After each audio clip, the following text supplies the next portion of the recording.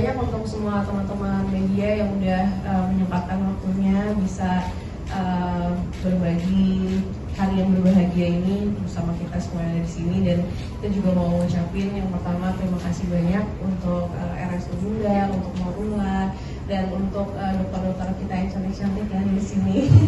Makasih banyak untuk pendampingannya untuk kami berdua sampai Urwah lahir, dari mulai program kemarin sampai hari ini itu nggak mudah ya, pasti banyak banget edukasi yang diberikan untuk kita yang awam sama apa aja kebutuhan kita selama program dan sampai melahirkan. Terus dokter Vivi juga luar biasa banget pendampingannya untuk sampai laktasi, sampai hari ini, sampai tadi pagi ya masih terus berjuang supaya bisa mengasihi dengan lancar. Dokter Mary juga makasih dari mulai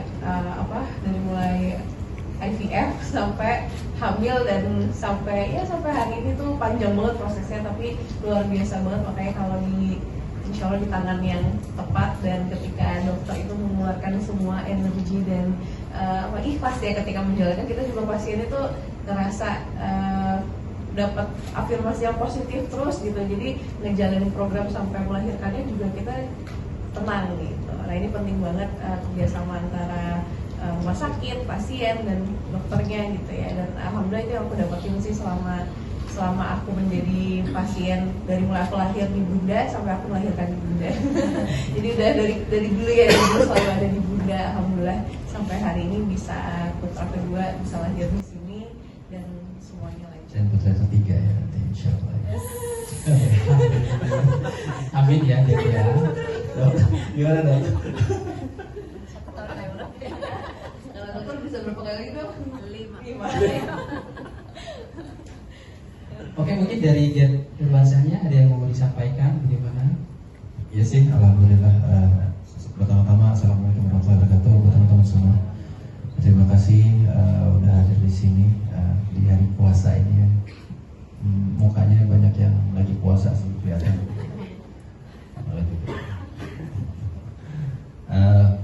Oke, ya alhamdulillah senang banget ya bisa dapat anak lagi, dan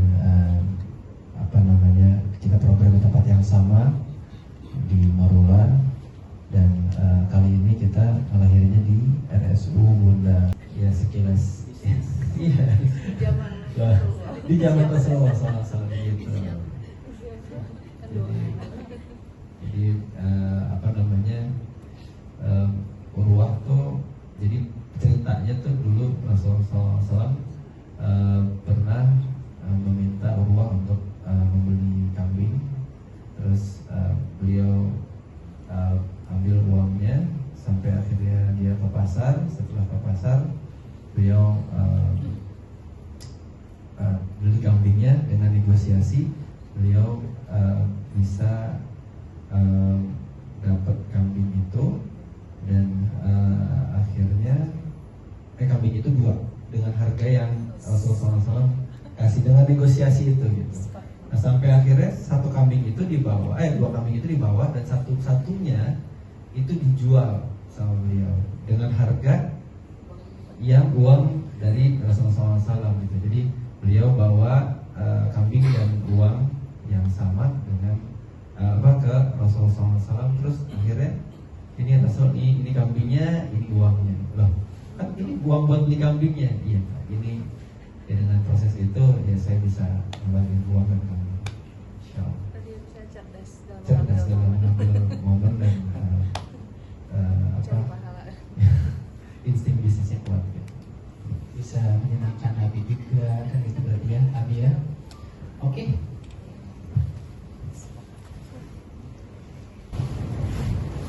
Assalamualaikum Kak Kia, Kak Irwan, semoga selamat atas kelahiran bayinya. Mungkin pertanyaan aku bisa dijawab sama kakaknya atau sama dokter. Kita kan tahu di kehamilan pertama Kak Kia sangat berjuang ya Kak ya, karena juga ada riwayat kesehatan dan lain-lain. Nah ini di kehamilan selanjutnya kosong berapa tahun, terus kenapa akhirnya berhasil lagi itu dan memilih tetap IVF? Mungkin karena ada gangguan kesehatan lagi atau bagaimana?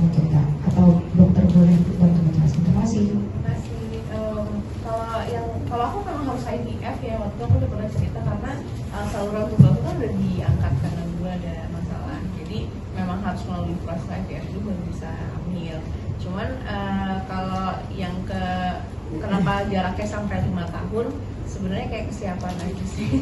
Sama sih kayak mikir untuk memulainya tuh pengen gitu, tapi buat memulainya tuh memang harus, tapi udah semua takdir Allah ya, tiba-tiba dipertemukan dengan Humaira, terus kepikiran mau nyusuin Humaira kan gitu, jadi ada kayak ada triggernya gitu, ayo deh harus program harus mulai. Mungkin dari masalah ini sih dokter. Kenapa tuh kalau ini? Iya. Ya, jadi memang ya ada beberapa pasien memang yang misalnya yang pertama bayi tabung, yang kedua ada juga yang ternyata abis alami gitu ya. Tapi memang pada kasus ya ini memang kasus yang harus IVF lagi karena kebetulan ada sudah dilakukan pengangkatan kedua tuba karena ada penyakit waktu itu. Kalau tidak ada tuba ya tentu sperma nggak bisa lewat, sehingga untuk kehamilan berikutnya memang harus menggunakan bantuan daripada IVF. Kalau untuk kenapa jaraknya memang dikembalikan lagi ya ke pasien ya, karena untuk hamil itu nggak cuma kesiapan telur dan sperma, tapi kesiapan mental itu nomor 1. Jadi kalau ibunya sudah siap hamil ya kita tinggal tunggu untuk kedatangan ibunya untuk program hamil. Jadi masih ada embrionya, tadi kan masih ada. Iya, bocorannya ada, tetapi kapan ditanam nah itu nanti katanya. Ikutin jumlah sahabat kali ya, jumlah sahabat ya. Jumlah sahabat banyak. Satu pertanyaan terakhir. Oke. Katia, Kak Irwan, tadi mau nanya terkait struggle dari proses IVF sampai mungkin mengandung anak kedua seperti apa, sama struggle-nya sendiri saat melahirkan sendiri. Ini mungkin proses cesarnya sendiri erax kah atau seperti apa mungkin penanganannya dok? Sama Kak Irwan juga katanya kan untuk anak kedua ini sangat panik. Nah paniknya itu seperti apa sih? Apakah mungkin ada trigger trauma sendiri ataukah mungkin panik ada kendala-kendala yang dialami oleh Katia? Terima kasih. Ya, kalau yang ini mungkin kayak lebih nggak prepare aja sih pas pelahiran tuh.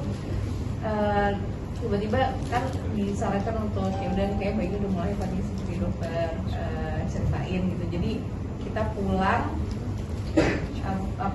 packing langsung balik lagi ke sini malamnya itu, jadi kayak hari dibangeti gitu. Memang udah ngobrol kan paginya sama dokter baiknya gimana gitu, ya udah karena memang kondisi jadi ya sudah lebih cepat lebih baik. Terus kalau operasi mungkin dokter aja ya. Iya, mungkin yang untuk digarisbawahi memang kalau bisa setiap persalinan itu melewati cukup bulan ya Dokter Tiwi. Cukup bulan itu definisinya adalah melewati 37 minggu. Nah kemarin tuh Kia 36 minggu 4 hari. Nah kenapa sih kok bisa maju? Nah ternyata ini bayinya kontraksi terus.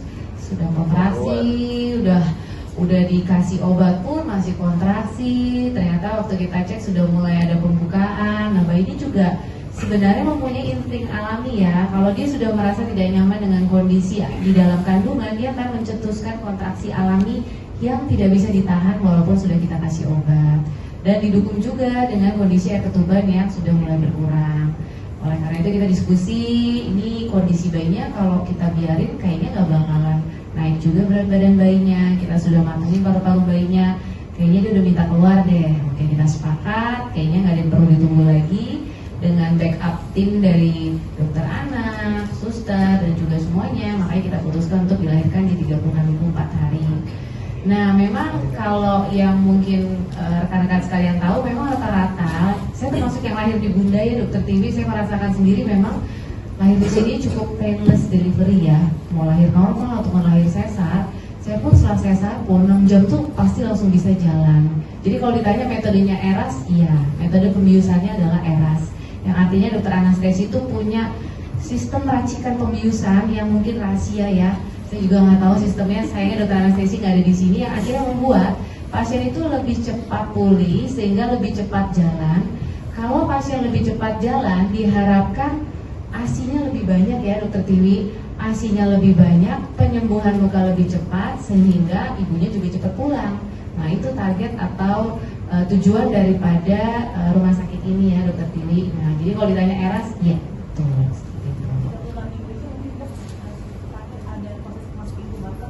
Nah, karena kita sudah prepare ya dari awal, kita sudah antisipasi, enggak, syukurlah. Jadi dari awal karena juga kita udah matengin paru-paru bayinya, dan tentu pada saat sebelum dilahirkan, ya tentu saya juga udah USG bener-bener kayak ini bisa saya boleh lahirkan. Nah, dari tanda-tanda maturitas atau kematangan bayi, saya melihat bayinya sudah cukup matur untuk bisa dilahirkan. Oleh karena itu, kita tidak perlu sampai mendatangkan tim dari dokter ICU bayi.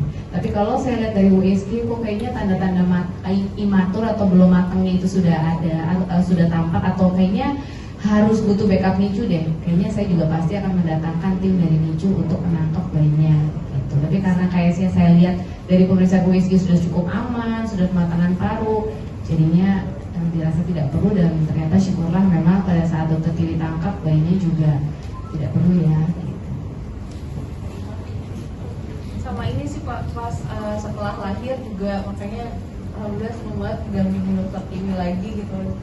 Cepat gitu proses, terus diedukasi dulu ibunya masalah untuk skin to skinnya gitu kan ke bapaknya, karena kan udah lama ya tuh 5 tahun yang lalu, jadi diingetin lagi gitu supaya, karena kan balik lagi setelah lahir dengan kondisi yang mungkin kita agak khawatir karena belum cukup bulannya, dengan skin to skin itu bisa cepat asinya tuh yang nanti akan memperbaiki ya. Jadi kayak dokter Beri juga bilang ini kita bikin anaknya gede di luar gitu. Ya udah, alhamdulillah dokter Tiwi datang pagi-pagi, terus edukasi lagi, kita jadi recall lagi kan, oh iya ya waktu itu skin to skinnya tuh lama, enaknya kalau di sini tuh nggak langsung cepet-cepet babynya diambil dari ibunya gitu. Jadi tetap selama mungkin bisa diaku, habis itu ke bapaknya, ya habis itu alhamdulillah asinya lancar banget.